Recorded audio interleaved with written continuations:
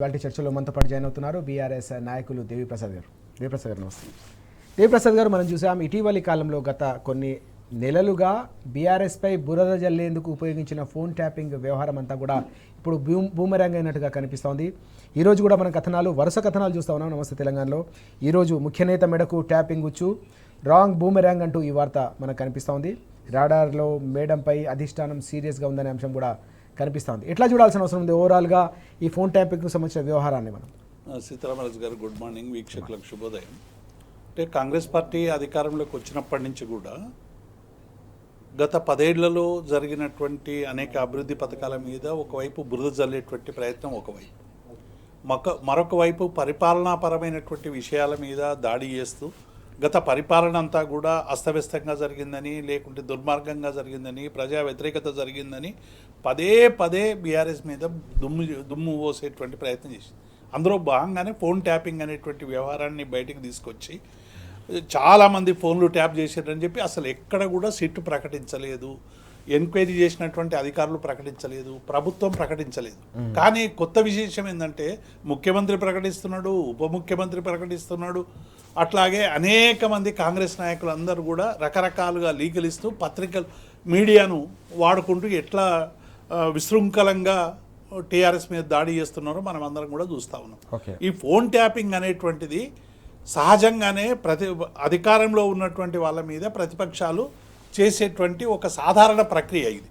ఎందుకంటే గతంలో మనం కేంద్రంలో జరిగినటువంటి పెగాసెసే తీసుకొచ్చి అక్కడి నుంచి తీసుకొచ్చి పెద్ద ఎత్తున భారతీయ జనతా పార్టీకి వ్యతిరేకంగా ఉన్నటువంటి అనేక వర్గాల మీద దాన్ని ఉపయోగించి తద్వారా వాళ్ళందరినీ కూడా లొంగపరుచుకునేటువంటి ప్రయత్నం, ఒకవేళ లొంగనటువంటి వారి మీద రకరకాల బలహీనతలతో దాడి చేసేటువంటి ప్రయత్నం చేసిందనేటువంటి విషయం పెద్ద ఎత్తున చర్చ వచ్చింది. సుప్రీంకోర్టులో కూడా చర్చ జరిగినటువంటి నేపథ్యాన్ని చూసాం.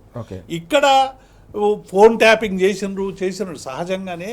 ఏదైనా లా అండ్ ఆర్డర్కు వ్యతిరేకంగా చేసినా, ఇంకొక రకంగా చేసినా ప్రభుత్వానికి వచ్చేటువంటి నివేదికలు ఇగో ఇక్కడిక్కడ ఏం జరుగుతున్నాయని చెప్పి వస్తాయి. కానీ ఆ ప్రాసెస్ ఏందో అనేటువంటి విషయం ముఖ్యమంత్రికి కానీ మంత్రులకు కానీ తెలిసేటువంటి అవకాశం లేదు. కానీ ఇది కేసీఆర్ఏ చేయించండు, కేటీఆర్ఏ చేయించండు అని చెప్పి పదే పదే దుమ్ము పోస్తున్నారు. ఇవాళ ఫోన్లు ట్యాప్ అవుతున్నాయి అనేటువంటి విషయం చాలా నగ్నంగా బయటపడింది. కేటీఆర్ గారు చాలా స్పష్టంగా 3 మంత్రులై ఫోన్లు ట్యాప్ అవుతున్నాయి అని చెప్పి కేటీఆర్ ప్రకటించేంత వరకు కూడా వీళ్ళకి సోయి లేనటువంటి సందర్భాన్ని చూసాం. ఎందుకంటే దాన్ని కప్పిపుచ్చాలని ప్రయత్నం చేశారు. ఫోన్ ట్యాపింగ్ ఇవాళ 25 మంది ఎమ్మెల్యేలై ప్రతిపక్ష నేతలు అందరి ఇవాళ టీఆర్ఎస్కు సంబంధించినటువంటి నాయకుల్లో అధికంగా యాక్టివ్గా ఉన్నటువంటి బీఆర్ఎస్వి నాయకుల దగ్గర నుంచి అందరి కూడా ఫోన్ ట్యాప్ చేస్తున్నారు అనేటువంటి విషయం చాలా స్పష్టమవుతా ఉంది. ఎందుకంటే మేము ఎక్కడికైనా చేరుకోకముందే పోలీసులు చేరుకుంటున్నారంటే అర్థమైంది. తెలంగాణ ఉద్యమంలో కూడా చూసినాం. ఇదే కాంగ్రెస్ పార్టీ మేము అమరవీరుల స్తూపం దగ్గరికి పోయి ఒక నిరసన చేస్తామని చెప్పి మేము ఇంటర్నల్లో మాట్లాడుకొని మేము పెట్టినటువంటి మెసేజు అది వెంటనే ఫోన్ ట్యాపింగ్ అయిపోయి పోలీసులు అందరూ వచ్చి ఆ రోజు అరెస్ట్ చేసినటువంటి నేపథ్యాన్ని కూడా చూసినాం. అంటే ఈ ఫోన్ ట్యాపింగ్ అనేటువంటిది ప్రభుత్వాలు చాలా సహజంగా ఉపయోగించేటువంటి ప్రక్రియ అయింది. ఇది చట్టబద్ధంగా ఉపయోగించాలి, చట్ట వ్యతిరేకంగా ఉపయోగించొద్దని చెప్తాయి. ఇవాళ ఏఐసిసి నేతలకు సంబంధించినటువంటి వాళ్ళ మీదనే నిన్న పెద్ద ఎత్తున ఇది రేర్ మోడల్ అని చెప్పి ప్రకటించినటువంటి హాల్లోనే మా మీద ఫోన్లు ట్యాప్ చేస్తున్నారనేటువంటి అభద్రతా భావం అక్కడ ఉన్నటువంటి అధిష్టానంలో చోటు చేసుకున్నది అనేటువంటి వార్తలు కూడా వస్తూ ఉన్నాయి. అంటే ఒకవైపు బురద జల్లాలని చూస్తే ఇలా నగ్నంగా ఇలా ఈ ఫోన్ ట్యాపింగ్ విషయం చాలా స్పష్టంగా బయటపడ్డది. ఫోన్ ట్యాపింగ్ అనేటువంటిది ఒక బూమరాంగ్ అయిపోయింది. ఇలా ఫోన్ ట్యాపింగ్ పేరు మీద రకరకాలుగా చేసి ఇలా ముఖ్యమంత్రి ఒక ముఖ్య నేత మెడకు మాత్రమే ఇది చుట్టుకున్నది, సపరేట్గా పెట్టినరు, కొంతమంది మంత్రులకు సంబంధం లేకుండా ఒక రూమ్లో పెట్టినరు, రకరకాల వార్తలు వస్తూ ఉన్నాయి.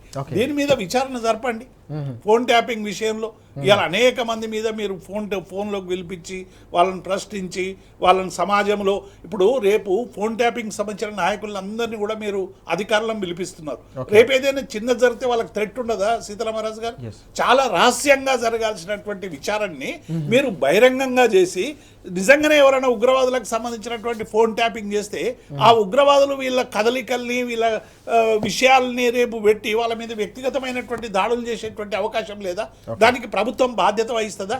ఇలా మొత్తం పోలీస్ అధికారులు వ్యవస్థ అంతా కూడా మీరు వాళ్ళని హింసించేటువంటి పద్ధతి చేస్తూ ఉన్నారు. మీకు నచ్చిత నజరనా లేకుంటే ఫర్మానా అనేటువంటి పద్ధతిలో ఇవాళ కాంగ్రెస్ పార్టీ వ్యవహరిస్తూ ఉన్నది. మొత్తంగా కూడా ఈ ఫోన్ ట్యాపింగ్ అనేటువంటిది ఇవాళ ఒక పెద్ద సంచలనంగా మారింది. ఇవాళ ఏఐసిసి నేతలను, ఎమ్మెల్యేలని, మంత్రుల్ని, ప్రతిపక్ష నేతల్ని, ఇవాళ తమకు పడని అధికారులందరి ఫోన్లను కూడా ఈ ప్రభుత్వం ట్యాప్ చేస్తుందనేటువంటి ఆరోపణలు వస్తూ ఉన్నాయి. దీని మీద స్పష్టమైనటువంటి ప్రకటనలు ఇవ్వాలని బీఆర్ఎస్ పక్షాన మేము డిమాండ్ చేస్తాం. తప్పకుండా దీనిపై పూర్తి స్థాయిలో విచారణ జరగాల్సిన అవసరం ఉందనే డిమాండ్ కూడా బీఆర్ఎస్ పక్షాన దేవిప్రసాద్ గారు వ్యక్తం చేస్తూ ఉన్నారు. తప్పకుండా మొత్తం వ్యవహారం అంతా కూడా బయటికి రావాల్సిన అవసరం ఉందని చెప్తున్న సందర్భం కనిపిస్తుంది. ప్రభుత్వ వైఫల్యాల నుంచి తప్పించుకునేందుకు, అలాగే కుర్చీని కాపాడుకునేందుకు మాత్రమే ఈ మొత్తం వ్యవహారాన్ని నడిపిస్తున్నారనే అంశాన్ని కూడా దేవిప్రసాద్ గారు చాలా స్పష్టంగా చెప్తా ఉన్నారు. చర్చలో మనతో పాటు రాజకీయ విశ్లేషకులు నర్రా విజయ్ గారు కూడా జాయిన్ అవుతున్నారు. విజయ్ గారు నమస్తే. విజయ్ గారు, మనం చూస్తూ ఉన్నాం ఫోన్ ట్యాపింగ్కు సంబంధించిన వ్యవహారం పూర్తిగా కాంగ్రెస్లో కుదుపుతున్న పరిస్థితి మనకు కనిపిస్తుంది. సంచలనం రేకెత్తిస్తున్న సందర్భం కూడా కనిపిస్తుంది. హైకమాండ్ కూడా దీనిపై సీరియస్ అయింది. మంత్రులు అలాగే కాంగ్రెస్ ఇన్ఛార్జ్కి సంబంధించిన ఫోన్ కూడా ట్యాప్ అవుతుందని చెప్పేసి ఇటీవల వచ్చిన కథనాలు అనేవి తీవ్ర సంచలనాన్ని రేకెత్తిస్తున్న అంశం. ఎట్లా చూడాల్సిన అవసరం కనిపిస్తుంది? రోజు రోజుకు ఈ మొత్తం వ్యవహారం అంతా కూడా బూమరాంగ్ అవుతున్న వ్యవహారాన్ని. ఫోన్ ఒక్కొక్కటి బయటపడుతున్నది ఏంటంటే ఫోన్ ట్యాపింగ్ చేయడం నేరము అనేది ఈయన ఎక్స్పోజ్ చేసినటువంటి అంశం. చివరికి మన చిట్ చాట్లో ఏంది, ఫోన్ ట్యాపింగ్ తప్పు కాదు, ప్రభుత్వాలు జనరల్గా చేస్తాయి, ప్రభుత్వాలు ఫోన్ ట్యాపింగ్, నా ఫోన్ ట్యాపింగ్ కాలేదు అనే స్థాయికి వచ్చినటువంటిది.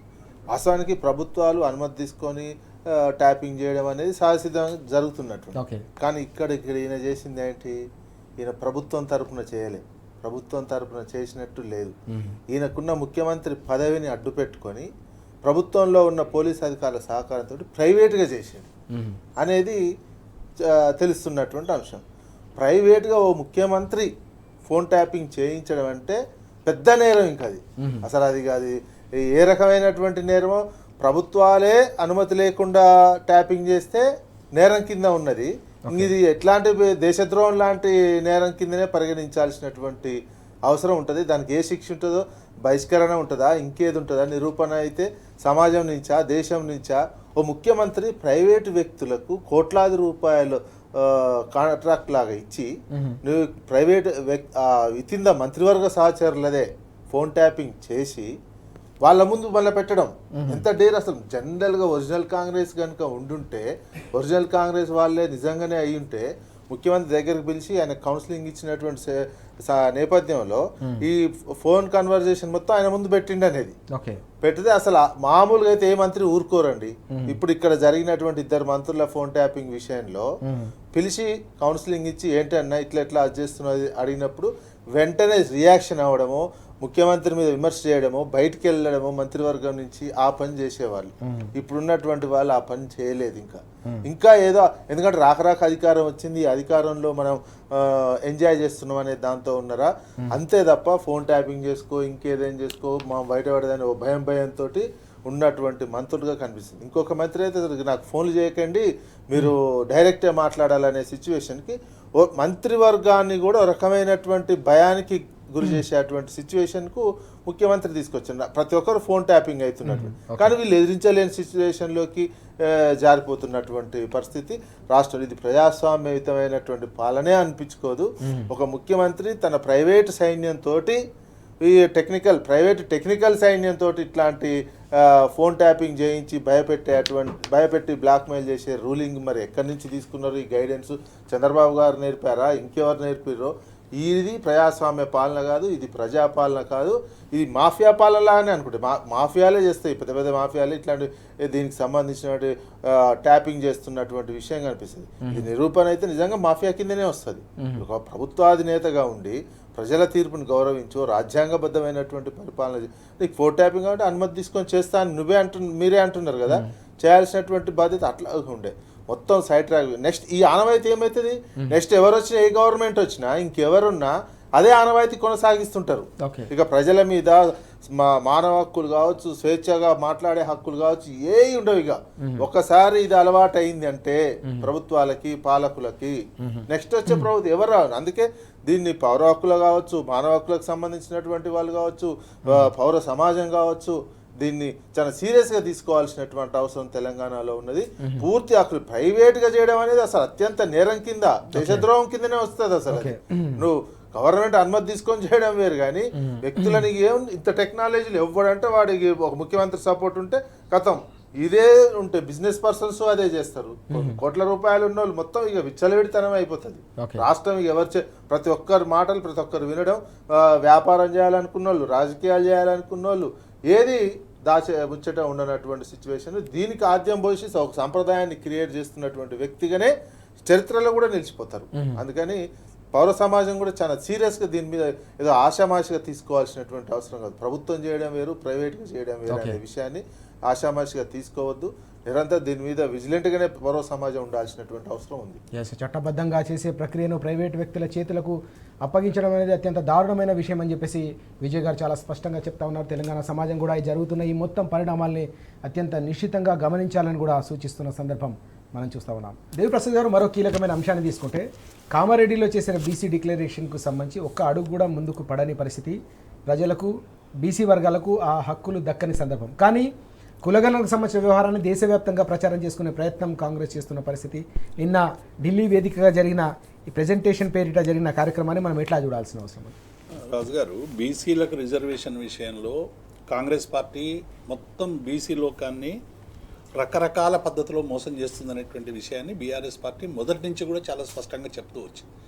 జరిగినటువంటి సర్వే విషయంలో జరిగినటువంటి గందరగోళం, వాళ్ళు తీసుకున్నటువంటి నిర్ణయాలు, 26 ఫిబ్రవరికి డెడికేటెడ్ కమిషన్ వేసి 6 మార్చ్కే నివేదిక ఇచ్చినటువంటి అంశం కావచ్చు, మొత్తంగా ఈ సర్వే పట్ల ఒక రకమైన వ్యతిరేకత అన్ని సంఘాలు వచ్చింది. ఒక బీఆర్ఎస్ పార్టీ కాదు, with in the Congress party వాళ్ళ ఎమ్మెల్సీ దాన్ని చింపిపడేసినటువంటి సందర్భాన్ని చూసి, అట్లాగే అనేక ప్రజా సంఘాలు, అంటే మొదటి నుంచి కూడా బీసీల సామాజిక న్యాయం కోసం పోట్లాడుతున్నటువంటి వాళ్ళందరూ కూడా ఈ ఎంపారికల్ డాటా విషయంలో చాలా పొరపాట్లు జరిగినాయి, దీన్ని సవరించాలని చెప్పినప్పటికీ కూడా వినకుండా అసలు 42% శాస్త్రీయత ఏంది అంటే ఇవాళ చెప్పడానికి లేదు. 56% ఎంపారికల్ డాటాలో 10+46 వస్తే 56 వచ్చింది.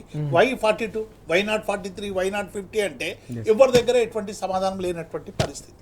ఎందుకంటే ఆ రోజు రాజ్యాంగ 73-74 రాజ్యాంగ సవరణ చేసినప్పుడు ఎస్సీ ఎస్టీలకు వీళ్లకు ప్రత్యేకమైన హోదా ఇచ్చి దామాషా పద్ధతిలో ఇచ్చి బీసీలకు ఏ రాష్ట్రాలు కావాలో ఆ రాష్ట్రాల్ని చేసుకోమని చెప్పారు. ఇవాళ 106 సార్లు రాజ్యాంగ సవరణ జరిగింది.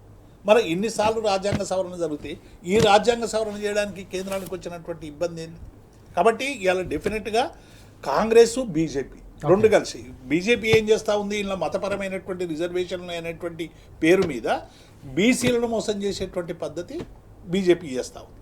రెండో వైపు కాంగ్రెస్ ఏం చేస్తూ ఉందంటే ఇది ఒక జాతీయ సమస్యగా చిత్రీకరించేటువంటి ప్రయత్నం చేస్తూ ఉంది. నిన్న రాహుల్ గాంధీ స్పీచ్ చూసినా, రేవంత్ రెడ్డి గారి స్పీచ్ చూసినా, వీళ్ళది చూసినా మేము చేయాల్సిందంతా చేసినాం, బిల్లులు తీసుకొచ్చి ఇక్కడికి ఇచ్చినాం.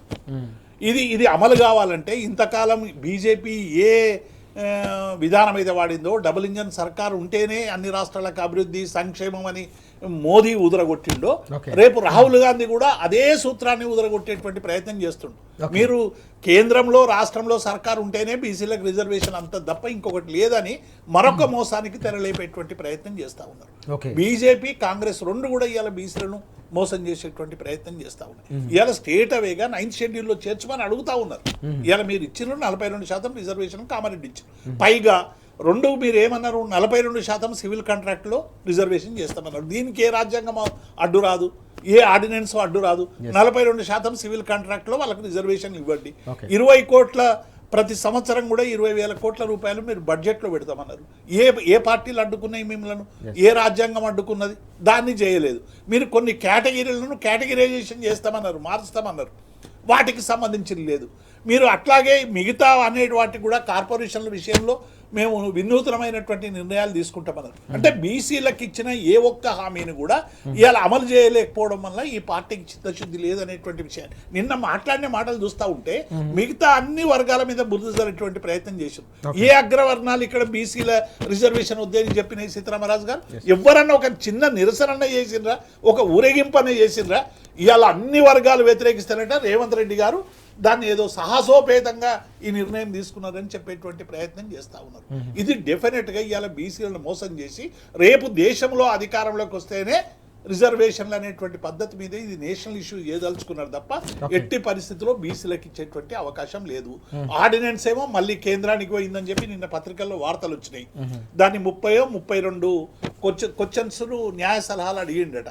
అవి మన రాష్ట్రపతి దగ్గర పెండింగ్ ఉన్నటువంటి బిల్లుకు ఇక్కడ మరి ఆమోదం వస్తుందా లేదా, విద్యా ఉపాధి సంబంధించినటువంటి బిల్లు ఏమైంది, ఇవన్నీ కూడా ప్రశ్నలు ఇవాళ ప్రజల్ని వెంటాడుతూ ఉన్నాయి. ఇవాళ డెఫినెట్గా కాంగ్రెస్ పార్టీ దోషిగా బోన్లో నిలబడాల్సినటువంటి సందర్భం. మీరు 42% ఇచ్చి స్థానిక సంస్థలకు ఎన్నికలకు పోతాము అన్నారు. మరి మీ చేయాల్సినటువంటి ఏం కార్యాచరణ చేసిండ్రు మీరు? ఢిల్లీలో ఏమన్నా అన్ని రాజకీయ పార్టీలను తీసుకుపోయి ప్రధానమంత్రి మీద ఒత్తిడి తెచ్చేటువంటి కార్యక్రమం చేయలేదు. శాసనసభలో మీరు హామీ ఇచ్చారు కదా, మేము అందరినీ తీసుకుపోయి మేము ఒక కార్యాచరణ చేస్తామని జంతర్ మంతర్ దగ్గర తూతు మంత్రంగా ఒక ధర్నా చేసి ఇప్పటి వరకు 42 పైగా ఢిల్లీకి పోయిండు. కానీ 42% సాధించడంలో రేవంత్ రెడ్డి విఫలమైంది అనేటువంటి విషయాన్ని ఇలా బీసీలు అందరూ కూడా చాలా గమనిస్తారు. ఇవన్నీ కూడా చెప్పినే గతంలో బీసీలు మన బీఆర్ఎస్ పార్టీకి సంబంధించినటువంటి నాయకులు కావచ్చు, మిగతా ప్రజా సంఘాలు అన్నీ చెప్పినాయి. మీరు దీన్ని సవరణ ద్వారా మాత్రమే తీసుకొస్తారు, 9th షెడ్యూల్లో పెట్టాలి, 9th షెడ్యూల్లో పెడితే సమీక్షలు చేయాలంటారు. ఇప్పటి వరకు 9th షెడ్యూల్లో పెట్టిన ఏ సమీక్షలు చేశారు రాజుగారు? మనకు అందరికీ తెలిసినటువంటి అంశమే. ఇవాళ నిబంధనల పేరు మీద, రకరకాల పేరు మీద, మతం పేరు మీద మొత్తంగా బీసీ సమాజాన్ని మోసం చేయడానికి 2 పార్టీలు దొంగ నాటకాలు ఆడుతూ ఉన్నాయి. దీన్ని ఎక్స్పోజ్ చేయాలని ఇవాళ బీఆర్ఎస్ పార్టీ కార్యక్షేత్రంలోకి పోతుంది. రేపు ఎన్నికలు వచ్చినా ఎన్నికలు రాకపోయినా ఈ 2 రాజకీయ పార్టీలు ఇచ్చినటువంటి హామీలు అమలు చేయడానికి అవసరమైనటువంటి ఒక రాజకీయ పోరాటానికి బీఆర్ఎస్ పార్టీ తెరలేపుతుంది అనేటువంటి విషయాన్ని మేము స్పష్టం చేస్తాం. చాలా ముఖ్యమైన పరిణామం ఇది. దేవిప్రసాద్ గారు చాలా స్పష్టంగా చెప్తాను. 2 ఢిల్లీ పార్టీలు కూడా బీసీ రిజర్వేషన్ల పేరిట మోసం చేస్తున్నాయనే అంశాన్ని ఆయన ప్రస్తావిస్తున్న సందర్భం తప్పకుండా బీఆర్ఎస్ పక్షాన 2 ఢిల్లీ పార్టీల మెడలు వంచుతామనే అంశాన్ని కూడా ప్రస్తావిస్తున్నారు. విజయ్ గారు, ఇక్కడ మనం చూస్తే వాస్తవానికి కామారెడ్డి డిక్లరేషన్ సంబంధించిన వ్యవహారంలో కులగణన చేసిన సందర్భంలో కూడా రకరకాల విమర్శలు, సంఖ్యను తగ్గించారని పెద్ద ఎత్తున బీసీ సంఘాలే అభ్యంతరం వ్యక్తం చేసి ఆ ప్రతిని పూర్తిగా చించేసిన సందర్భాన్ని కూడా మనం చూసాం. దాని తర్వాత కూడా జరిగిన పరిణామాలు, ఆర్డినెన్స్ సంబంధించిన వ్యవహారంపై కూడా అనేక రకాల అభ్యంతరాలు వ్యక్తమవుతున్నారు. ఈ తరుణంలో ఈ మొత్తం ప్రక్రియను దేశవ్యాప్తంగా కూడా ప్రచారం చేసుకునే ప్రయత్నాన్ని మనం ఎట్లా చూడాల్సిన అవసరం ఉంది? ఈరోజు పత్రికల్లో వచ్చిన కథనం కూడా కనిపిస్తుంది, రేవంత్ అవుట్ భట్టి ఈయననే. ఈ కథనాన్ని మనం ఎట్లా చూడాల్సిన అవసరం ఉంది?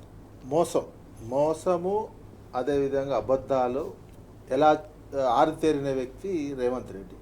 దీనికి రాజకీయంగా ఈయనను సెలెక్ట్ చేసుకున్నారు రాహుల్ గాంధీ అనేది మనకు క్లియర్గా అర్థమవుతుంది.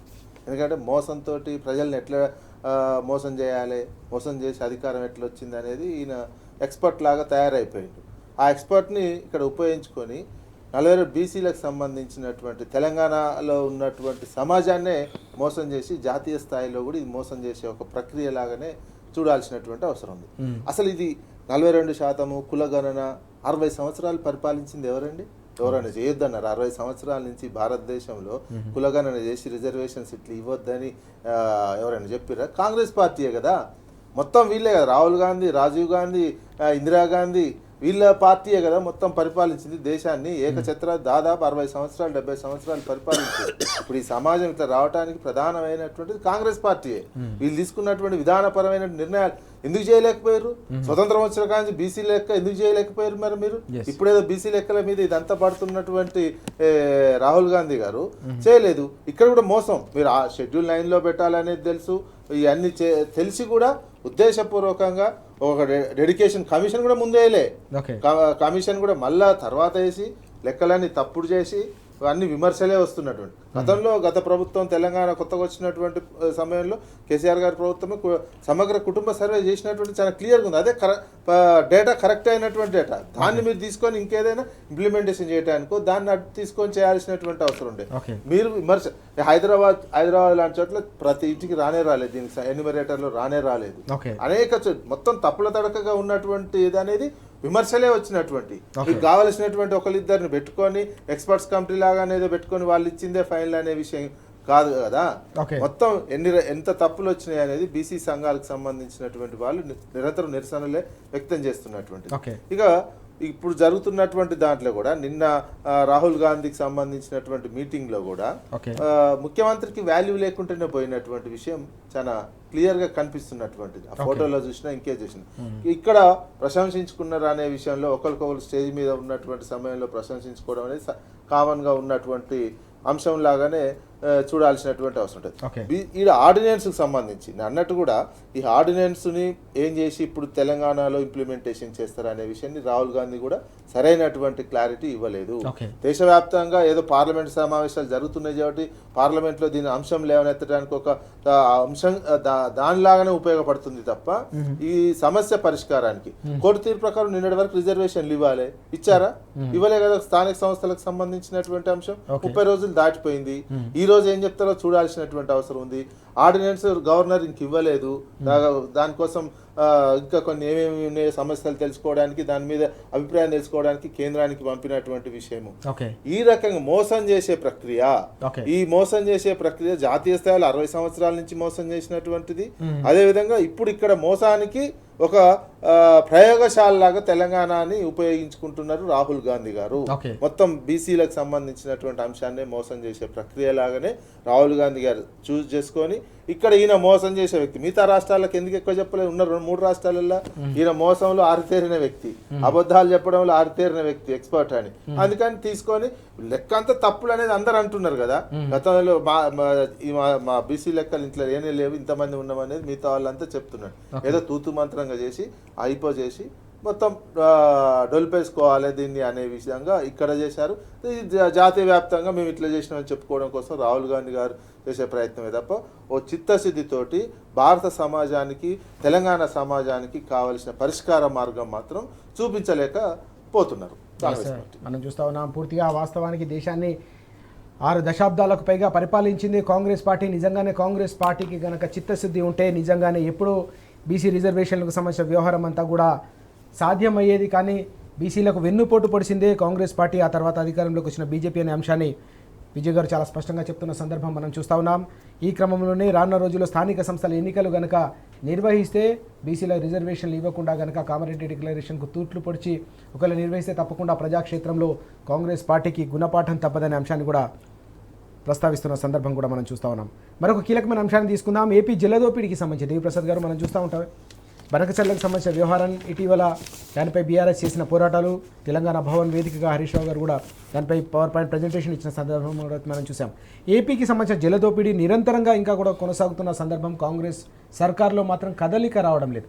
ఎట్లా చూడాలి? దాదాపు వస్తున్న నీళ్ళు వస్తున్నట్టుగా పోతిరెడ్డిపాడు ద్వారా కావచ్చు, ఇతర ప్రాజెక్టుల ద్వారా ఏపీ తరలించుకుపోతున్న ప్రయత్నాన్ని కాంగ్రెస్ సర్కారు పూర్తిగా నిమ్మకుండి పూర్తిగా వ్యవహరిస్తున్న తీరుని ఎట్లా చూడాల్సి? రాజుగారు, మొత్తంగా రాష్ట్ర ప్రభుత్వం పరిపాలన అంతా పడికేసింది. ఒక నీటి విషయంలోనే కాదు, గురుకుల విద్యార్థులు చనిపోతుంటే దాన్ని పట్టించుకునే నాతులు లేడు, నిరుద్యోగులకు సంబంధించిన సమస్యలు పట్టించుకునేటువంటి వాడు, ఉద్యోగుల సమస్యలను పట్టించుకునేటువంటి లేడు.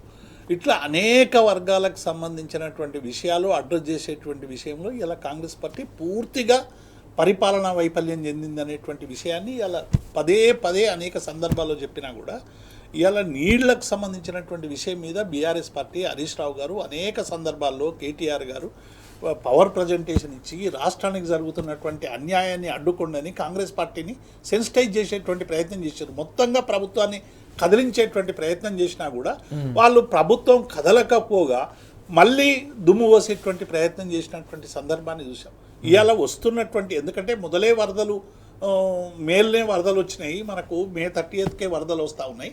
ఈ వచ్చినటువంటి వరద నీటిని ఆపుకొని చెరువులు నింపండి, చెక్ డ్యాములు నింపండి, అవసరమైనటువంటి రైతాంగానికి నీళ్ళు ఇవ్వండి అని చెప్తే యథేచ్ఛగా వదిలేసి ఆంధ్ర ప్రయోజనాలు కాపాడేటువంటి ప్రయత్నం చేస్తారు. ఇవాళ నాగార్జున సాగర్ అయినా, శ్రీశైలంకు సంబంధించి అయినా, మొత్తంగా గోదావరిలో మేడిగడ్డ నుంచి అంతకుముందే మనం లిఫ్ట్ చేయాలి కన్నపల్లి పంపు నుంచి అని చెప్పినప్పటికీ కూడా అవి ఏవి పట్టించుకోకుండా ఇవాళ యథేచ్ఛగా మొత్తం కూడా ఆంధ్ర ప్రాంతానికి నీళ్లు తరలించేటువంటి ప్రయత్నం చేస్తున్నారు. తెలంగాణ సోయి లేదు, తెలంగాణ ప్రాంతానికి నీళ్లు ఇవ్వాలనేటువంటి లక్ష్యం లేదు. ఒకవేళ నీళ్ళు ఇవ్వదలుచుకుంటే మేడిగడ్డ రిపేర్ చేసేటువంటి అవకాశం ఉన్నప్పటికీ కూడా మేడిగడ్డ రిజర్వ్ చేయలేదు. వచ్చిన నీళ్ళను కనీసం అట్టి పెట్టుకొని తెలంగాణ రైతాంగానికి నీళ్ళు ఇవ్వమంటే ఇవ్వలేదు. కేసీఆర్ గారు, హరీష్ గారు వీళ్ళందరూ చెప్పిన తర్వాత కన్నెపల్లి పంప్ హౌస్ గురించి చెప్పినా కూడా పట్టించుకునేటువంటి ప్రయత్నం చేయలేదు. ఆఖరకు కల్వకుర్తి లిఫ్ట్ ఇరిగేషన్కి సంబంధించినటువంటి పంపులైనా లేపండి, నీళ్ళు ఇవ్వండి అని పెద్ద ఎత్తున బీఆర్ఎస్ పార్టీ ఆందోళన చేస్తే అప్పుడు లిఫ్ట్లు ఓపెన్ చేసినటువంటి సందర్భాన్ని మనం చూసాం. అంటే ఇన్ టోటోగా తెలంగాణ ఏ ఆకాంక్షల కోసమైతే ఉద్యమం చేసిందో కేసీఆర్ గారు 10 ఏళ్లుగా నిరంతర మదనంతో ఇవాళ కృష్ణా, గోదావరికి సంబంధించినటువంటి నీటి వాటాను సరైనటువంటి రీతిలో ఉపయోగించాలని సెక్షన్ 3 సంపాదించినటువంటి సందర్భాన్ని కూడా మనం చూసినాం.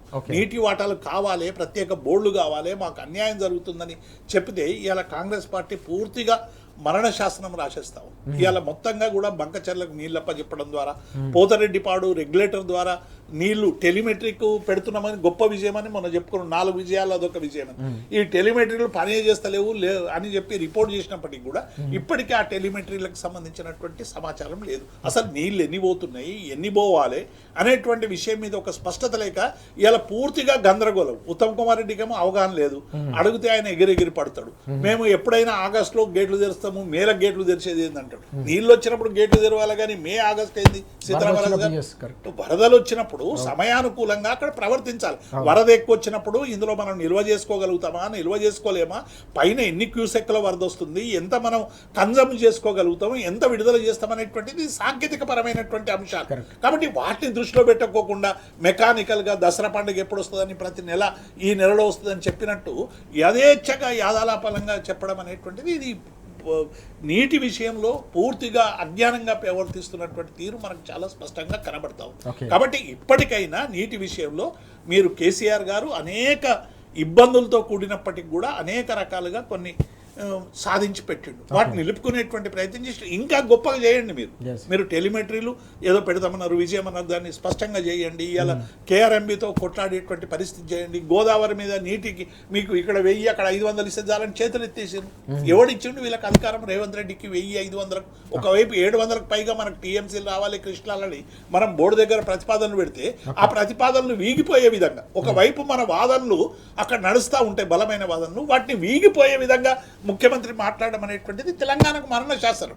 డెఫినెట్ గా కూడా గోదావరికి సంబంధించినటువంటి విషయంలో కూడా అంతే. కాబట్టి ఇప్పటికైనా కాంగ్రెస్ పార్టీ చేయాల్సింది ఏంటంటే నీళ్ల కోసం తెలంగాణ ఎంత తల్లాడిందో ఒకసారి సోయి తెచ్చుకోండి. మీరు ఉద్యమంలో లేరు, కనీసం ఉద్యమంలో ఉన్నటువంటి వాళ్ళతో క్లాసులు చెప్పించుకొని ఇవాళ నీటి కోసం మీరు డెఫినెట్గా కొట్లాడాల్సినటువంటి అవసరం ఉంది. ఆ కొట్లాడకు బీఆర్ఎస్ పార్టీ మద్దతు ఇస్తుంది. మీరు ఎంతసేపు మా మీద దుమ్ము పోయడం కాదు, మొత్తం తెలంగాణ సమాజం అంతా కూడా ఇవాళ నీటికి సంబంధించినటువంటి విషయంలో ఒక్కటి కాదలుచుకున్నది. మీరు ద్రోహం చేయదలుచుకున్నారు. ఈ ద్రోహాన్ని ఎండగడతాం, ఒక్కటైతాం. ఒకవేళ తప్పులు చేస్తే నిలదీసేటువంటి ప్రయత్నం చేస్తాం. తెలంగాణ రైతుకు ద్రోహం చేస్తే నిలదీసే ప్రయత్నం తప్పకుండా చేస్తామని దేవిప్రసాద్ గారు చాలా స్పష్టంగా చెప్తున్నారు. వాస్తవానికి 10 ఏళ్ల ప్రగతి ప్రస్థానంలో కేసీఆర్ గారి హయాంలో ప్రతి నీటి బొట్టును ఒడిసిపెట్టి తెలంగాణ మాగాణాల్లోకి ఓవైపు గోదావరి మరోవైపు కృష్ణా జలాల్ని తరలించడం వల్లే తెలంగాణ రైతు పంజాబ్నే తలదన్నే స్థాయికి ఎదిగిన సందర్భం. తెలంగాణ ఏకంగా దేశానికి అన్నమూనగా మారిన పరిస్థితిని మనం చూసాం. కానీ కాంగ్రెస్ అధికారంలోకి వచ్చిన తర్వాత ముఖ్యమంత్రి తీసుకుంటున్న నిర్ణయాలతో పూర్తిగా ఏపీ జలదోపిడీకి సహకరించడం వల్ల తెలంగాణలో వ్యవసాయానికి, తెలంగాణ రైతుకు ముఖ్యమంత్రి మరణ శాసనం రాస్తున్నారని దేవి ప్రసాద్ గారు తీవ్ర ఆగ్రహం వ్యక్తం చేస్తున్నారు. తప్పకుండా బీఆర్ఎస్ పక్షాన దీనిపై పోరాటాలు, ఉద్యమాలు ముందుకు తీసుకెళ్తాం. తప్పకుండా మరో జల సాధన ఉద్యమాన్ని కూడా శ్రీకారం చుడతామని స్పష్టం చేస్తున్న సందర్భం కూడా మనం చూస్తా ఉన్నాం. విజయ్ గారు, వాస్తవానికి మనం తెలంగాణ ఉద్యమం చేసింది, తెలంగాణ సాధించుకుందే నీళ్ళ కోసం. నీళ్లు, నిధులు, నియామకాల్లో తొలి ట్యాగ్ లైన్లో ఉన్న తొలి నినాదమే నీళ్లు. ఆ నినాదం ఈరోజు నీరు గారుతున్న పరిస్థితి కనిపిస్తుంది. ఏపీ జలదోపిడీ కళ్ళ ముందు కనిపిస్తున్న తెలంగాణ జలాలను పూర్తిగా ఆంధ్రప్రదేశ్కు రాసిచ్చేసి రాష్ట్ర ప్రభుత్వం చోద్యం చూస్తుందనే అంశం వరుసగా మనకు కనిపిస్తూ ఉంది. నమస్తే తెలంగాణలో కథనాలు కూడా కనిపిస్తూ ఉన్నాయి. వచ్చిన నీళ్ళు వచ్చినట్టు, వచ్చిన వరద వచ్చినట్టు గోదావరిలో, కృష్ణలో ఏపీకి తరలిస్తే తెలంగాణ రైతు బతుకు ఎట్లా బతకాలనేది ఇప్పుడు ప్రధానంగా తెలంగాణ సమాజం ముందు ఉన్న ప్రధానమైన ప్రశ్న. ఏం చెప్తారు దీనిపై? రాష్ట్ర ప్రభుత్వము తెలంగాణ రైతాంగాన్ని, తెలంగాణ సమాజాన్ని నీళ్ళ విషయంలో గాలికి వదిలేసింది. వచ్చినప్పుడు వచ్చినాయి, ఎక్కువ వరద వస్తే తీసుకుందాం, లేకపోతే వాడు తీసుకుపోతే పక్కోడు తీసుకుపోయిండు అనే ధోరణితో వ్యవహరిస్తుంది. ఇది రక్షించుకోవాలి, వచ్చిన వాటర్ని ఎత్తిపోసుకొని, మనం ఎట్లా ఎత్తిపోసుకునేదే ఎక్కువ ఉన్నది, ఎత్తిపోసుకొని సేవ్ చేసుకుందాం అనేటువంటి ఆలోచన, వ్యూహము, ఒక చిత్తశుద్ధి, అలాంటి ఆలోచన ప్రభుత్వానికి లేదు. నిర్లక్ష్యం. ఎందుకంటే వీళ్ళకు ఇంట్రెస్ట్ లేదు. ముందు ఏంటంటే ఇది వెనకటి నుంచి కాంగ్రెస్ పార్టీకి ఉన్న అలవాటు, ప్లస్ ఇంక ఈయనకున్న అటువైపు ఆంధ్ర ముఖ్యమంత్రి ఇప్పుడు ఈయనకు దగ్గర ఉన్నటువంటి వ్యక్తి కాబట్టి ఏమైనా కానీ పన్య కాడికి పండింది, పోయిన కాడికి పోయింది అనే విషయం ధోరణితో. దీనికి కారణం కూడా ఇంకో తెలంగాణ సమాజం కూడా ఏంటంటే రాజకీయపరమైనటువంటి నిర్ణయం. జలదోపిడికి ఈయన ఎందుకు ఆంధ్రప్రదేశ్ అంతా చేస్తుంది? ఆయన కేంద్రం, ఇప్పుడు బోర్డు, కృష్ణా బోర్డు మొత్తం కేంద్రం చేతుల్లో ఉంది. కేంద్రం ఎవరి చేతుల్లో ఉంది? చంద్రబాబు చేతుల్లో ఉంది. మీరు కంప్లైంట్ ఇచ్చినా, ఇంకేది ఇచ్చినా పట్టించుకోవట్లేవు. రాజకీయంగా ఆంధ్ర ప్రజలు ఒక మంచి నిర్ణయం తీసుకొని వాళ్ళు కేంద్రంలో శాసించే సిచ్యువేషన్కి పోయారు. తెలంగాణ సమాజం ఏమైంది? తెలంగాణ అస్తిత్వం ఉన్నటువంటి వ్యక్తుల చేతుల్లో రాజకీయాన్ని పెట్టలేదు. దాంతో మొత్తం ఇప్పుడు ఉన్నటువంటి కాంగ్రెస్ ముఖ్యమంత్రి కావచ్చు, చంద్రబాబు నాయుడు కావచ్చు, వాళ్ళు కొల్లుడు అయినట్టే కనిపిస్తున్నటువంటి అంశం. జనరల్గా నీళ్లు రాగానే గత ప్రభుత్వం ఏం చేసేదంటే కేసీఆర్ గారు ఉన్నప్పుడు జస్ట్ నీళ్లు రాగానే శ్రీశైలంలో విద్యుత్ ఉత్పత్తి చేసి నీళ్లు మనం వాడుకునేటోళ్ళం, విద్యుత్ వాడుకునేటోళ్ళు, నీళ్లు వాడుకునేటువంటి సిచ్యువేషన్. వీళ్ళేంది మొత్తం నిన్నాకనే ఆ స్థాయికి వచ్చిన తర్వాతనే విద్యుత్ ఉత్పత్తి చేసి నీళ్లు వాడుకునేటువంటి సిచ్యువేషన్లోకి తీసుకుపోయారు. వాళ్ళు దాన్ని పోతిరెడ్డిపాడు నుంచి మిగతా చోటు నుంచి నీళ్ళన్నీ ఎత్తుకుపోయేటువంటి లాస్ట్ ఇయర్ 750 TMCలు వాళ్ళు తీసుకుపోయారండి, పర్మిషన్ లేకుండా, వితౌట్ పర్మిషన్ లేకుండా. ఎంత రాజకీయంగా వాళ్ళ అప్పర్ హ్యాండ్ సాధించినటువంటి నిదర్శనం. ఇంకొకటి ఈ బోర్డుది ఒక విషయం, కృష్ణా బోర్డు విషయం తోటి ఉంటే గోదావరి బోర్డు సెక్రటరీ జస్ట్ వీళ్ళు మన బనకచర్లకు సంబంధించినటువంటిది యాక్సెప్ట్ చేయలేదనే దాంతో సెక్రటరీని ట్రాన్స్ఫర్ చేసి పడేసారు. ఆయనకు అనుకూలమైనటువంటి సెక్రటరీని పెట్టుకున్నటువంటి సిచ్యువేషన్ ఉన్నది. ఇదంతా ఎట్లా సాధ్యమవుతుంది? రాజకీయంగా సమాజము, తెలంగాణ ఆంధ్ర సమాజము వాళ్ళకి 16 MP సీట్లు ఇచ్చి ఢిల్లీలో చక్రం తిప్పి ప్రధానమంత్రిని గ్రిప్లో పెట్టుకొని అన్ని తెచ్చేసుకుంటున్నారు. ఈ నీళ్ళ విషయం కూడా మొత్తం వాళ్ళ చేతిలో, కేంద్రం చేతిలో KRMB బోర్డు కావచ్చు, అదేవిధంగా గోదావరి బోర్డు కావచ్చు, మొత్తం వాళ్ళ చేతుల్లో పెట్టినటువంటి సిచ్యువేషన్, రాజకీయంగా అప్పర్ హ్యాండ్లో ఉన్నటువంటి సిచ్యువేషన్లో మొత్తం నీళ్ళు ఎన్ని అంటే అన్ని తీసుకుపోయేటువంటి ఈ ప్రభుత్వం ఏంటి? ఈయన ఇక్కడ ప్రభుత్వం యాక్చువల్గా ముఖ్యమంత్రి రేవంత్ రెడ్డి కొట్లాడాలి, ధర్నాలు చేయాలి, ఢిల్లీకి పోయి ధర్నాలు చేయాలి, ఇక్కడ ధర్నాలు చేయాలి, నిరంతరం దాని మీద ఒక నీళ్ళ మీదనే ఫైట్ చేసినట్టు కనపడాలి. నీళ్ళ మీద మొత్తం లొంగిపోయినటువంటిది తాకట్టు చంద్రబాబుకు, అదేవిధంగా మోడీకి తాకట్టు పెట్టినట్టే కనిపిస్తున్నటువంటి సిచ్యువేషన్ ఉంది ఇక్కడ. ప్లస్ బీజేపీకి సంబంధించి కూడా అరే పక్కన 16 MPలు ఇచ్చి చక్రం తిప్పుతున్నారు, నీకు ఇక్కడ 8 MPలు, డైరెక్ట్ 8 MPలు ఇస్తే మీరు రాజకీయంగా ఏం శాసిస్తున్నారు? ఢిల్లీలో జీవుజురు అని చేతులు కట్టుకొని మోడీకి, అమిత్ షాకి లొంగిపోయి ఉండి వాళ్ళు చెప్పినట్టు వింటున్నారు తప్ప ఇక్కడ తెలంగాణకు సంబంధించిన ప్రయోజనాలు ఏం కాదు, నీళ్ళకు సంబంధించిన ప్రయోజనాలు ఏ రకంగా కూడా కాపాడలేకపోతున్నాయి. 2 జాతీయ పార్టీలు తెలంగాణ నీటి ప్రయోజనాలు కాపాడలేక చేతులు ఎత్తేసి నాయకులు తమ సొంత స్వార్థ ప్రయోజనాలు చూసుకుంటున్నటువంటిది కనిపిస్తుంది.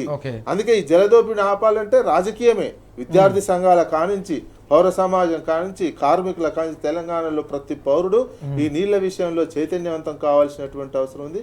విద్యార్థి సంఘాలు కూడా ఈ విషయంలో చాలా, విద్యార్థి సంఘాలు ఓన్లీ విద్యాకు సంబంధించినటువంటి అంశాలే కాకుండా మొత్తం ఈ జలానికి సంబంధించినటువంటి దాని మీద చైతన్యమై ఒక తిరుగుబాటు లాగానే రావాలి. మన నీళ్లు ఒకసారి నీళ్లు పోయినాయి అంటే, హక్కు పోయిందంటే మళ్ళీ తీసుకోవడం చాలా కష్టమవుతుంది భవిష్యత్ తరాలకు కూడా. ఎందుకంటే నెక్స్ట్ జనరేషన్ ఉన్నటువంటి విద్యార్థులకే, సమాజానికే ఎక్కువ ఉపయోగపడతాయి. నీళ్ళు రావాలి, హక్కు కావాల్సినటువంటి అవసరం ఉంది. ఈ హక్కును వదులుకునే విధంగా ఇప్పుడు ఉన్నటువంటి రాష్ట్ర ప్రభుత్వం వ్యవహరిస్తుంది. ఈ రాష్ట్ర ప్రభుత్వం వ్యవహరిస్తున్నటువంటి నీటి హక్కుల ఉల్లంఘనను ప్రతి పౌరుడు చైతన్యవంతమై ఒక నిరంతరం ప్రశ్నించేటువంటి కార్యక్రమం మాత్రం ఇటు బీఆర్ఎస్ పార్టీ తీసుకోవాలి, విద్యార్థి సంఘాలు తీసుకోవాలి, మిగతా పౌర సమాజం కూడా తీసుకోవాలని మాత్రం నేను అభిప్రాయపడుతున్నాను. ఎస్, చాలా కీలకమైన అంశం ఇది. తెలంగాణకు సంబంధించిన బతుకు మొత్తం నీళ్లపైనే ఆధారపడి ఉన్న సందర్భం మనం అనేక సందర్భాల్లో మనం చూసాం. దశాబ్దాల పాటు తెలంగాణలో జరిగిన జీవన విధ్వంసానికి ప్రధానమైన కారణమే జలదోపిడీ. అందుకోసమే ఆ జలదోపిడీకి వ్యతిరేకంగానే ఉద్యమ రథసారథి కేసీఆర్ గారి సారథ్యంలో 14 ఏళ్ల పాటు సుదీర్ఘమైన పోరాటం చేసి తెలంగాణ సాధించుకున్నాం. 10 ఏళ్లలో ఆ సాధించుకున్న తెలంగాణలో ప్రతి నీటి బొట్టును ఒడిసిపట్టి తెలంగాణ మాగాణాల్లోకి మళ్లించి తెలంగాణలో రైతుల ఆత్మహత్యలకు అడ్డుకట్ట వేసిన సందర్భం, తెలంగాణలో వ్యవసాయ విప్లవానికి నాంది పలికిన ఒక అపూర్వమైన సందర్భం, సన్నివేశం తెలంగాణనే కాదు యావత్ దేశం కూడా చూసింది. తెలంగాణలో అమలు చేసిన అగ్రికల్చర్ మోడల్ దేశానికి ఆదర్శంగా నిలిచిన పరిస్థితి. ఏకకాలంలో ఏకంగా ప్రతిష్టాత్మకమైన కాళేశ్వరం వంటి ప్రాజెక్టులు కావచ్చు, పాలమూరు రంగారెడ్డి వంటి ప్రాజెక్టులను కూడా నిర్మాణాన్ని పూర్తి చేసి కూడా రైతాంగానికి అందించిన సందర్భం కూడా మనం చూసాం. ఇప్పుడు పూర్తిగా పరిణామాలన్నీ కూడా మారిపోతున్న పరిస్థితి. మేడిగడ్డను రిపేర్ చేయకపోవడం వెనుక ఉన్న ఉద్దేశం కూడా ప్రజలకు అర్థమవుతున్న సందర్భం, రైతులకు కూడా అర్థమవుతుంది. కేవలం గోదావరి జలాలను ఏపీకి తన్నుకుపోవాలి, తరలించుకుపోవాలనే ఒక ఆలోచనలో భాగంగానే నీటిని కన్నెపల్లి నుంచి ఎత్తిపోయకుండా గోదావరి జలాలన్నింటిని కూడా ఏపీకి రాసిచ్చినట్టుగా కూడా కనిపిస్తుందనే అంచనా ఇప్పుడు స్పష్టంగా ప్రజలకు అర్థమవుతుంది. ఈ క్రమంలోనే ఏపీ జలదోపిడీకి వ్యతిరేకంగా, అలాగే రాష్ట్ర ప్రభుత్వం వ్యవహరిస్తున్న తీరుకు వ్యతిరేకంగా కూడా తెలంగాణలో తప్పకుండా మరో ఉద్యమానికి శ్రీకారం చుడతాం. తప్పకుండా తెలంగాణకు సంబంధించిన బీఆర్ఎస్ పార్టీ మాత్రమే కాదు, విద్యార్థి లోకం, పౌర సమాజం కూడా దీనిపై తప్పకుండా తెలంగాణ హక్కుల సాధన కోసం అందరం సమిష్టిగా పోరాడాల్సిన అవసరం ఉందని విజయ్ గారు చాలా స్పష్టంగా చెప్తా ఉన్నారు. ప్రసాద్ గారు, మరొక కీలకమైన అత్యంత సంక్లిష్టమైన అంశం కావచ్చు, ఈ మధ్య కాలంలో పెద్ద ఎత్తున వివాదాస్పదమైన అంశం కూడా కనిపిస్తోంది. భూములకు సంబంధించిన వ్యవహారం. ఇటీవల వాస్తవానికి తెలంగాణకు సంబంధించి అత్యంత విలువైన భూముల విలువ పెరిగిందే బీఆర్ఎస్ అధికారంలోకి వచ్చిన తర్వాత. కేసీఆర్ గారి సారథ్యంలో ఏ స్థాయిలో పెరిగాయో మనం చూసాం. అయితే గోపన్పల్లికి సంబంధించి ప్రభుత్వ ఉద్యోగులకు సంబంధించిన భూములు కూడా ఇప్పుడు భద్రత లేని సందర్భం కూడా కనిపిస్తోంది. అక్కడ గుండారాజ్ నడుస్తోందనే అంశం కూడా మనం చూస్తూ ఉన్నాం. భాగ్యనగర్ టీఎన్జీఓకి సంబంధించిన సెక్యూరిటీ గార్డులకు ఏకంగా రివాల్వర్తో బెదిరించి భూములను లాక్కునే ప్రయత్నం జరుగుతుందనే కథనం ఈరోజు నమస్తే తెలంగాణలో చూస్తూ ఉన్నాం. ఎట్లా చూడాలి ఓవరాల్గా దీని వెనుక వాస్తవానికి ఏం జరిగింది, ఇప్పుడు జరుగుతున్న పరిణామాలకు కారణం ఏంటంటే ఏం? సీతారామరాజు గారు, ఈ ప్రభుత్వం పరిస్థితి ఎట్లయిపోయిందంటే రేవంత్ రెడ్డి గారు రైతులకు, ఉద్యోగులకు, విద్యార్థులకు ఇచ్చినటువంటి హామీలు ఎట్లా వైఫల్యం చెందిందో ఈ 3 వర్గాలకు సంబంధించినటువంటి అనేక విషయాలలో పెద్ద ఎత్తున ఒక రాబందులాగా ఈ ప్రభుత్వం తయారైందని మనం కనబడతాం. ఒకవైపు రైతులకు సంబంధించిన ఫార్మా పేరు మీద భూములు కొల్లగొట్టేటువంటి అంశం కావచ్చు, ఫోర్త్ సిటీ పేరు మీద భూములు కొల్లగొట్టేటువంటి విషయం కావచ్చు, ఉద్యోగులకు సంబంధించిన సమస్యలు పరిష్కరించబోగా అదనపు సమస్య ఒకటి సృష్టించి ఇలా ఉద్యోగులందరూ కూడా భూమి చుట్టూ తిరిగేటువంటి పరిస్థితి మనకు. విద్యార్థులది కంచగచ్చిబౌలి. అంటే మొత్తంగా చూస్తే ఈ ప్రభుత్వం వచ్చినాక భూమి మీద ఉన్నటువంటి దృష్టి మనుషుల మీద లేదని చాలా స్పష్టంగా మనకు అర్థమవుతుంది. మనం రోజు చర్చించుకుంటున్నాం. ఈ 437 ఎకరాలు, దాదాపు 800 ఎకరాలు, 36-37 సర్వే నెంబర్లో అదంతా ప్రభుత్వ భూమి. అందులో 437 ఎకరాలు ఉద్యోగాలకు ఇవ్వాలని చెప్పి ఒక సుదీర్ఘకాలం, దశాబ్ద కాలం పోరాటం చేసిన తర్వాత ఆనాడు ఉన్నటువంటి ప్రభుత్వాలు సెక్రటరియట్ ఎంప్లాయీస్కి, తెలంగాణ ఎన్జిఓలకి, అప్పుడు ఉమ్మడి రాష్ట్రం కాబట్టి ఏపీ ఎన్జిఓ సంఘం కూడా ఉండే కాబట్టి వాళ్ళకి మొత్తంగా కూడా ముగ్గురు కలిపి ఈ ల్యాండ్ ఇచ్చినటువంటి నేపథ్యాన్ని చూసాం. సెక్రటరియట్, టీఎన్జిఓలు ఈ ఇద్దరు కూడా దాన్ని డెవలప్ చేసుకొని ఇల్లు నిర్మించుకున్నటువంటి నేపథ్యం. కానీ ఏపీ ఎన్జిఓ నాయకత్వంలో ఉన్నటువంటి విభేదాల వల్ల, రకరకాల సమస్యల వల్ల ఆ భూమి డెవలప్ కాలేదు. వాళ్ళకి ఇచ్చినటువంటి 189 ఎకరాల 11 గుంటల్లో 142 ఎకరాలకు లేఅవుట్ చేశారు. లేఅవుట్ చేసి జిహెచ్ఎంసీ కూడా డబ్బులు కట్టి అటువంటి ఉన్న సందర్భంలో ఈ విభజన జరిగింది. రాష్ట్రానికి సంబంధించినటువంటి విభజన జరిగింది. కేసీఆర్ గారు ఆలోచించి ఇది ఒకవేళ భూమి ఏపీ ఎన్జిఓ సొసైటీ పేరు మీద ఉంటే మొత్తంగా కూడా ఆంధ్ర ఉద్యోగులకు దక్కేటువంటి అవకాశం ఉంది కాబట్టి ఎట్టి పరిస్థితుల్లో దీన్ని కాపాడాలని కేసీఆర్ గారు మా అందరితో చర్చించి ఇవాళ ఆ 189 ఎకరాలు ప్రభుత్వం కాపాడుకోగలిగిందంటే అది ఓన్లీ కేసీఆర్ గారి ప్రభుత్వం వల్ల. ఆ రోజు కేసీఆర్ గారు ఆపుకొని ప్రభుత్వం వెనక్కి తీసుకున్నది ఆ భూమి. అంటే ఒక మెమో ద్వారా వెనక్కి తీసుకొని ఇవాళ ప్రభుత్వం బ్యాంకులో పెట్టింది. ఈ ప్రభుత్వం ఏమైపోయిందంటే 19 వరకు, 2015 నుంచి 19 వరకు హైకోర్టుకు పోయింది, సుప్రీంకోర్టుకు పోయింది చాలా మంది. ఏపీఎన్జిఓ సుప్రీంకోర్టుకు పోతే స్టేటస్ కో మెయింటైన్ చేయమని ఇచ్చింది. ఇంతలోనే కొంతమంది అనధికారికంగా రాజకీయ నాయకుల ప్రోద్బలంతో అందులో మా 90 ఎకరాల ల్యాండ్ ఉంది, మా రకరకాల పేరు మీద హార్ట్ రిజిస్ట్రేషన్ పేరు మీద ఉందని కొంతమంది సుప్రీంకోర్టుకు పోయారు. ఏపీఎన్జిఓ సంఘం ఆ రోజు సమిష్టిగా ఫైట్ చేసి ఉంటే వాళ్ళకి తీర్పులు వచ్చేటివి కావు. వన్ సైడ్ జడ్జిమెంట్ అయిపోయి ఏమైందంటే ఈ పరిశీలించండి అని చెప్పి రాష్ట్రానికి పంపింది. కేసీఆర్ గారు దాన్ని పరిశీలించి అంతా చేస్తే అవి ఫేక్ డాక్యుమెంట్స్ అని చెప్పి 21లో ఈ 189 11 ఎకరాల్లో 90 ఎకరాలు లేదని ఆనాడు ఉన్నటువంటి కలెక్టర్ సమగ్రమైనటువంటి నివేదిక ఇచ్చారు. ఏపీ ఎన్జిఓలు ఉన్నటువంటి తెలంగాణ ఉద్యోగులందరూ కూడా ఒక సొసైటీ ఫామ్ చేసుకొని 2019లో మరి బీటీఎన్జిఓస్గా మార్చుకున్నారు. ఆ తర్వాత కరోనా రావడం, దీనివల్ల కొన్ని సమస్యలు వచ్చినాయి. కోర్టు వల్ల కేసీఆర్ గారు బీటీఎన్జిఓలకు స్థలం ఇవ్వడంలో కొంత జరిగింది. కానీ ఈ ప్రభుత్వం వచ్చినాక ఉన్న భూమిని ఆపుకుని 189 ఎకరాలు కాపాడుకోవాల్సినటువంటి బాధ్యత రేవంత్ రెడ్డి ప్రభుత్వం. రేవంత్ రెడ్డి చేతిలో భూమి ఉంది. ఈ సందర్భంలో ఏం చేశారంటే ఆ 90 ఎకరాలు అనేటువంటి పాత కేసు పైకి తీసుకొచ్చి ఆ 90 ఎకరాలు ఆక్యుపై చేసేటువంటి ప్రయత్నం చేస్తాం. మొత్తంగా కూడా 9,000 కోట్ల రూపాయలు కొల్లగొట్టడానికి ఇలా ప్రయత్నం చేస్తాం. ఉద్యోగులందరూ కూడా తమ కష్టార్జితంతో కట్టినటువంటి డబ్బు 18-19 కోట్ల రూపాయలు ఇలా జిహెచ్ఎంసీకి కట్టి ఉన్నారు. ఇలా 6 రోజులుగా 7 రోజులుగా పెద్ద ఎత్తున ఉద్యమాలు చేస్తున్నా కూడా ప్రభుత్వంలో కదలిక లేదు, స్పందన లేదు. మొత్తంగా కూడా ఈ భూమిని కొట్టేసేటువంటి ప్రయత్నం జరుగుతూ ఉంది.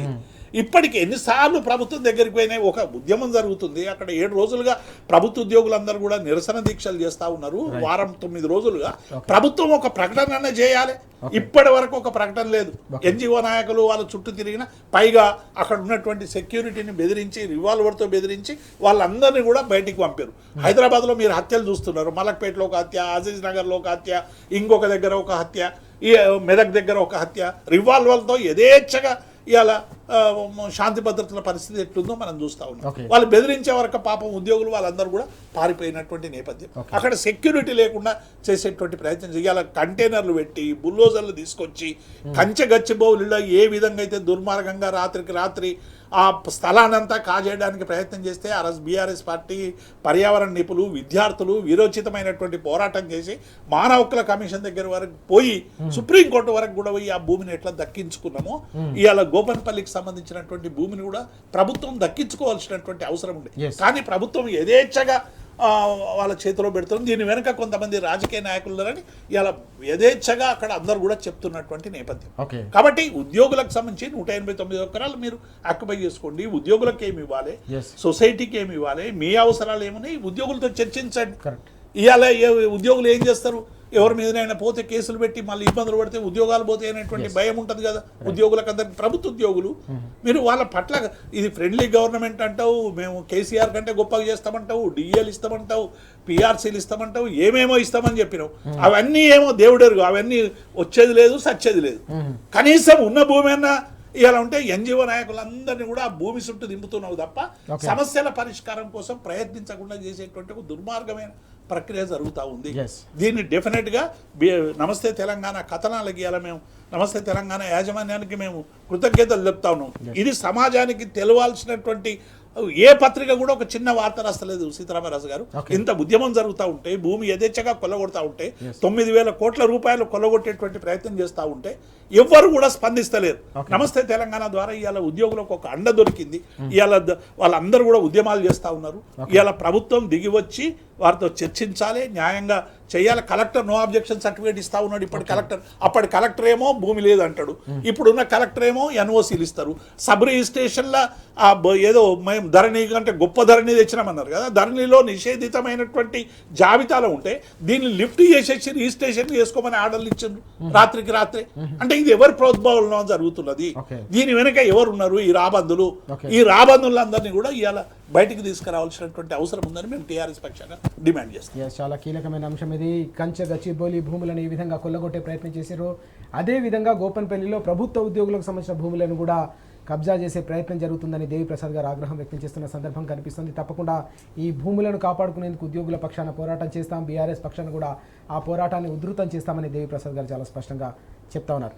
ఇక్కడ మనం చూస్తే విజయ్ గారు, ఇందులో అన్నిటికంటే ముఖ్యంగా కనిపిస్తున్న పరిణామం మనం చూసుకున్నట్టయితే ఓవరాల్గా ఇటీవలి కాలంలో హైదరాబాద్లో, అన్నిటికంటే ముఖ్యంగా హైదరాబాద్ నడిబొడ్డున గోపన్పల్లికి సంబంధించిన వ్యవహారంలో వారం రోజుల పాటు ప్రభుత్వ ఉద్యోగులు ధర్నా చేస్తున్నారు, నిరసన వ్యక్తం చేస్తున్నారు, ఆందోళన వ్యక్తం చేస్తున్నారు. ప్రభుత్వం ఇచ్చిన హామీల మాట దేవుడెరుగు, కనీసం తమకు దక్కిన భూమి, తమకు ఇచ్చిన భూమిని కూడా కాపాడుకోలేని ఉద్యోగుల పరిస్థితిని ఎట్లా అర్థం చేసుకోవాలి, ప్రభుత్వానికి సంబంధించిన వైఖరిని మనం ఎట్లా చూడాల్సిన అవసరం? ప్రభుత్వము భూబకాసురునిలాగా వ్యవహరిస్తున్నది. అది కూడా ఏంది, ప్రభుత్వం కోసం ఉపయోగిస్తే బాగానే ఉంటుంది. ఏది ఆక్రమణలు చేసినటువంటి వాళ్ళు, ఇంకా ఎవరైతే పెద్ద పెద్ద ప్రైవేట్ వ్యక్తులు చేసినటువంటి వ్యవస్థలు భూములను తీసుకుంటే కఠినంగా వ్యవహరిస్తే బాగుండేది. పెద్ద పెద్దోళ్ళ దగ్గర, పేదోని దగ్గరనేమో కొన్ని గజాలు ఉంటే గుంజుకుంటుంది.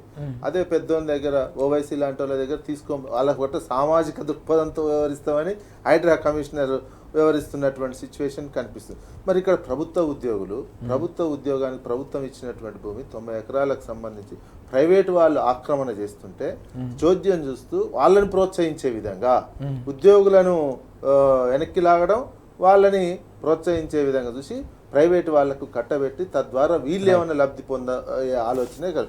నిషేధిత జాబితా నుంచి తొలగించడం అంటే అన్ని ఎకరాలు కలెక్టర్కి ఒక్కరికి పవర్ ఉండదండి. కంపల్సరీ ముఖ్యమంత్రి స్థాయిలో, పై స్థాయిలో లేదా మంత్రి స్థాయిలో, ఇప్పుడు ఉన్నటువంటి కాంగ్రెస్ గవర్నమెంట్ మంత్రి తీసుకున్నారా, ముఖ్యమంత్రి ఆదేశించిరా, నిషేధిత జాబితా నుంచి తొలగించి అంత ఈజీ కాదు. నిషేధిత జాబితా నుంచి తొలగించడం అంటే పెద్ద రాజకీయ పరమైనటువంటి అండదండాలు ఉంటేనే అది జరుగుతుంది. దాన్ని నిషేధ జాబితా నుంచి తొలగించి ప్రైవేటు వ్యక్తులకు అండగా నిలబడుతూ ఇక్కడ ప్రభుత్వ ఉద్యోగుల తుపాకీతో బెదిరించి సెక్యూరిటీ గార్డు పంపించే సిచ్యువేషన్కి పోయిందంటే ఇది పెద్ద ఎత్తున 90 ఎకరాలు ప్రైవేటు వాళ్ళకు అప్పగించడానికే దీని వెనుక వీళ్ళు కంపల్సరీ ఉంటారు. లేదా ఇంత స్థాయిలో జరగదు. 90 ఎకరాలు హైదరాబాద్ అంటే అన్ని వేల కోట్ల రూపాయలది ఎవరు మామూలు వ్యక్తి పోయి ఆక్రమణ చేసుకుంటా, నేను తీసుకుంటా ప్రైవేట్ వ్యక్తులది అని ఛాలెంజ్ చేసే ధైర్యము దమ్ము ఉండదు. కంపల్సరిగా పై స్థాయిలో ముఖ్యమంత్రి స్థాయి ఆ అండ ఉంటేనే ఈ రకమైనటువంటి దానికి వస్తుంది తప్ప అట్లా వాళ్ళ కుటుంబ సభ్యులు వాళ్ళు అట్లాంటి వాళ్ళు. అందుకే చూడాలి, ప్రజలు గమనించి ఏంది ఇది ఎట్లా అరాచకానికే దారితీస్తుంది. అన్ని రంగాల్లో కూడా, ప్రతి రంగంలో కూడా ఓ అరాచకం వైపు పయనించే విధంగానే రాష్ట్ర ప్రభుత్వం అడుగులు ఉంటున్నాయి. ఇది గమనించుకోవాల్సినటువంటి అవసరం ఉంది. ఎస్, మనం చూస్తున్నాం సామాన్య ప్రజానికానికే కాదు, చివరికి ప్రభుత్వ ఉద్యోగులకు సంబంధించిన భూములు కూడా దక్కని పరిస్థితి నెలకొందని విజయ్ గారు అలాగే దేవిప్రసాద్ గారు కూడా ఆగ్రహం వ్యక్తం చేస్తా ఉన్నారు. అత్యంత విలువైన భూమి 9,000 ఎకరాల 9,000 కోట్ల రూపాయల విలువ చేసే ఈ విలువైన భూమిని తప్పకుండా కాపాడాల్సిన బాధ్యత ప్రభుత్వంపై ఉందని చాలా స్పష్టంగా చెప్తున్న సందర్భం కనిపిస్తోంది. ఒకవేళ కనుక ఈ భూములను కనుక కొల్లగొడితే తప్పకుండా మరో ఉద్యమానికి శ్రీకారం చుడతామని దేవిప్రసాద్ గారు, విజయ్ గారు కూడా చాలా స్పష్టంగా చెప్తా ఉన్నారు. Thank you very much Devi Prasad గారు అలాగే విజయ్ గారు చర్చలు పాల్గొన్నారు. ఇది వాటి వార్తలు వాస్తవాలు. నమస్తే.